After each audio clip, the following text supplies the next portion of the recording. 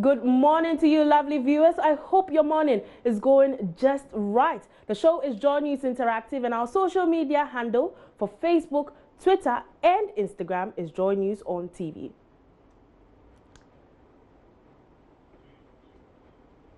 We are live from digital address GA09925539 in Kokomimli, Accra, on DSTV channel 421 and GoTV channel 144. I am Selinam Ample. Now, the hashtag Bring Back Our Tardy Girls is still trending on all our social media platforms, I believe.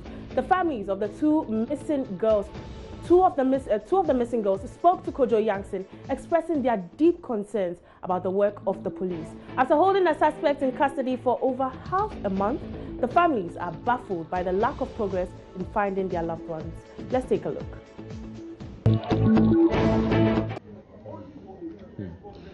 Tell me, when was the last time you spoke to the police, and what did they say? The last time I spoke to them was last week, Monday, before the Wednesday that we went to the court sitting. Yeah, we went to the DCP regional office at Sekendi, but he wasn't around, so we spoke to one DOP, Mr. Ipa. Then he told us that they are still on it. The guy keeps giving them wrong information. They went to Kaswa, no one was there. They went to this place, no one was there. So they are still on it. That's what he's been telling us. They are still on it. No new development. Any day that we ask, no new development. Now, for how many days was he, after he escaped, for how many days was he on the loose? Do you know? No. Okay. But your mother says that while he was on the loose, he actually contacted your family for more money. Yeah, that was on the 31st of December. He called us telling us that we are very funny because those policemen that we are giving there, we've reported the case to, they cannot do anything to solve it. So if we want our sister back, we should just obey what he will say, then send the money to him, and we should forget about the police people because they can't help us. That's what the boy told us. So when I heard that, I was like, why? Because from the look of what the guy is saying, that means there was something going on between the police and the guy that we don't know or what. So I immediately went online, and I saw the picture there that the guy has escaped. So it was like, wow, we've reported the case to you, and in this case, the person has escaped from the cell. At least you should tell the victim's parent or family that this is what is happening. I called the CID. He said he's not aware that the guy has escaped. He has traveled to the central region, that he's on his way from people also. Then later on, he sent me a text message that, yeah, it's true that the guy has escaped. So we were like, how? We can't just understand someone in the central police station could just escape while 7 policemen were on duty that day. It's kind of some story. We don't know. We don't know what's really happening here. We don't know. So how was it all explained in court? Were you there? Yeah, the first time I was there, the judge asked the guy about the escape, whether he is guilty or not. The guy said not guilty. All the questions they asked him, he said not guilty. Then the judge proceeded the case to another date, which was last week Wednesday when we went. Then the guy admitted that, yeah, he is guilty. He escaped from the cells. They asked him how he went about it. Well, the hashtag Bring Back Our Tardy Girls is still trending, and let's hop on to Facebook to see what people are still saying about it. And we have Honorable Emeritus who says, don't blame the police too much, for they are human just like us. I don't think they are not concerned. They are also thinking as we are also doing. Let's be patient for them. And we have Victor Soa who says, if it's the son or daughter of a politician, we would have caught these kidnappers. Nate says, this guy may have taken the ladies to Nigeria or sold out to his people in Nigeria for rituals. The police has to interrogate this guy very well.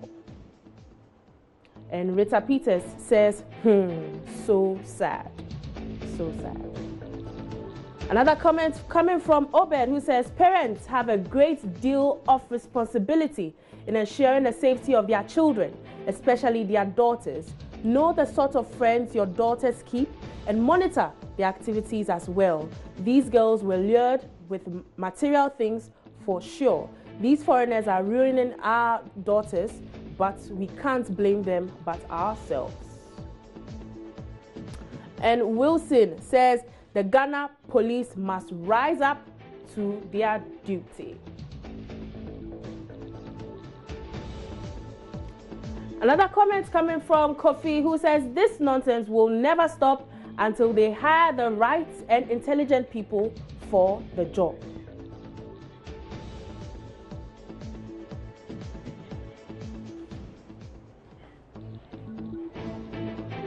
We are still hopeful that they will be found, as the hashtag is going around, hashtag bring back our tardy girls. Now let's talk about love. That tingling feeling in your heart which makes you go to the ends of the earth for the one you love. In one way or in many other ways, many of us have done something crazy for love. I don't mean to suggest that doing something crazy is always a bad thing. In some ways, it's exciting to get caught up in the drama of new love. But that crazy place often feels uncomfortable. It can be full of fear and anxiety. Last night, as you were sleeping, I was on Joy FM's Strong and Sassy, and we had an interesting discussion on what were the crazy things we did for love. Let's watch. We were in the car, but under the tree. I see. Because we needed a little of the darkness, you know. Okay. So, I see. But you know, at the time, this was a relationship that was like my everything. Okay. And in my mind, it's a relationship I was working at for marriage. Okay. So I gave it all out. I don't know how working at a relationship towards marriage translates into relating under trees. Absolutely. So this is the part that we should talk about. Because most of us women, we go into relationship with the perception that it should automatically end in marriage. Okay. And so we are compelled to do a whole lot of the crazy things, quote and unquote, in the name that this is a relationship, signed, sealed, delivered, secured. Until it goes bad, then you realize that, oh shit, these were things that I should have saved for myself and for later. Right. Okay. Martina needs some censoring. a lot of beeps. A lot of beeps, I know. Lots of beeps. I'm struggling to recover. No, don't struggle. Okay, so that's the craziest thing you've done. Yeah, and some others. Wow. Are they listener friendly?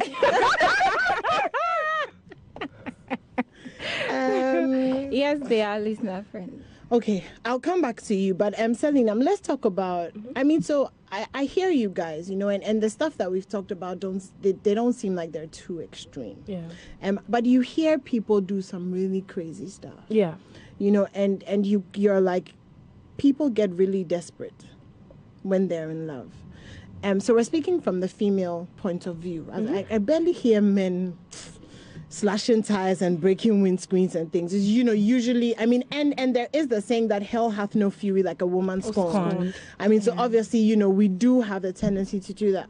Why do you think that as women sometimes we allow ourselves to get into that position where we're just so desperate and we're doing crazy stuff? Well, just as Martina said, most women, when they're in a relationship, they put their all in it. It's an investment to them. It's geared towards marriage. So when they see it, that all their investments, all their time, the effort behind the relationship is going down the drain, then you just flip. The crazy comes out.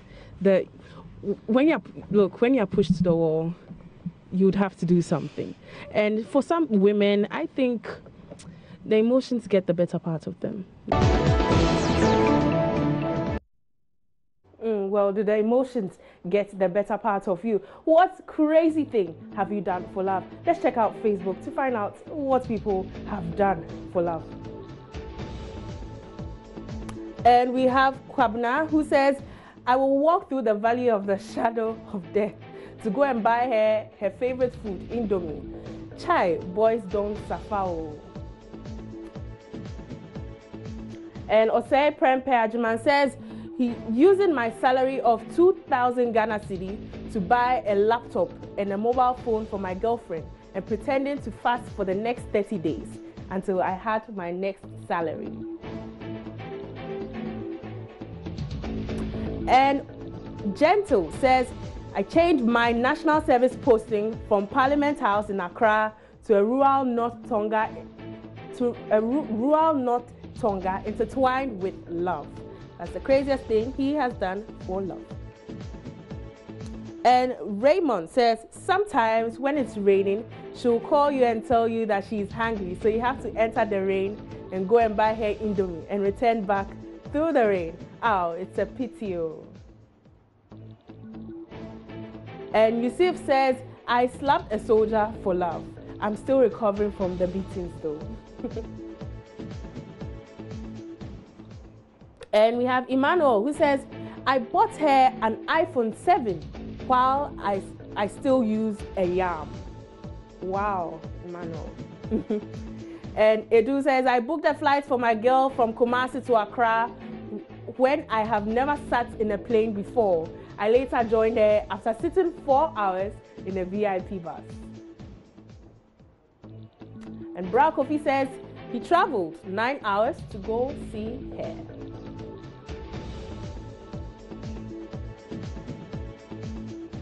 And Isaac also comes in with a comment, fetching water for her when she was sick.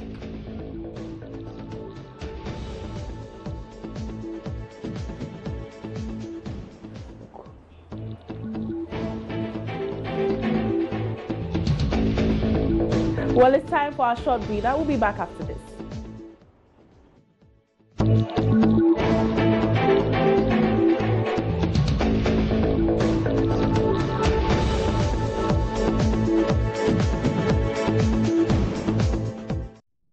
Welcome back from that short breather. The show is JoyNews Interactive with me, Selina Ampo. Now let's talk about nicknames. The habit of giving nicknames has been around a long time, and the type of nickname you get says a lot about you. Sometimes people get nicknames for convenience. Often it's just a shortening of your given name. Even though some nicknames sound undesirable and hilarious, you kind of grow to like it because that special name is a special name. And that special name, the whole world doesn't call you by that. It's just the people who matter who call you that. For our Throwback Thursday, we asked, what was your childhood nickname and why were you called that? Let's look at this. My childhood nickname, oh, okay. It wasn't actually a nickname, it was initials, JHS. So it's like junior high school. And my initials was Judiwala Lisalo, so JHS. They used to call me JHS, that's all. Sexy Alomo. Why? Okay. Back in school, we had this man who used to help us cross the street.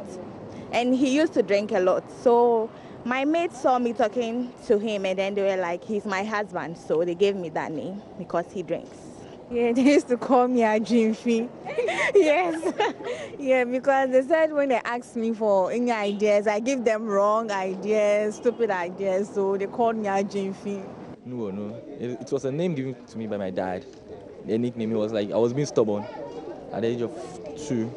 He said I brought that same stubbornness to the age of 5, so he named me Nuonu, just like that. It's an our name. I think Blackie, because I was dark, I was really dark. I think I'm brightening up now. Yeah, but I was really dark, so Blackie. My childhood nickname was Twiggy. Yeah, a certain girl in my class said I'm tiny and then I look like pieces of twigs, so they gave me the nickname Twiggy. Interesting nicknames right there. Let's check out Facebook to find out what people were called and why they were called that. And we have Einstein who says, 2 couples, because our social teacher asked me to define what marriage is. And I say marriage is when 2 couples meet. And Kwabnaja says, Kakape, then I respond, Mekao. We also have RJ who says, mine was bra crashes. My former colleagues said some listeners of our late night relationship show claim they got turned on whenever they hear my voice on radio. Bra crashes. And we have Prosper who says he was called Iron Kid. Prosper didn't tell us why. And Nate says, paradise. My colleagues say I live a Christ-like life.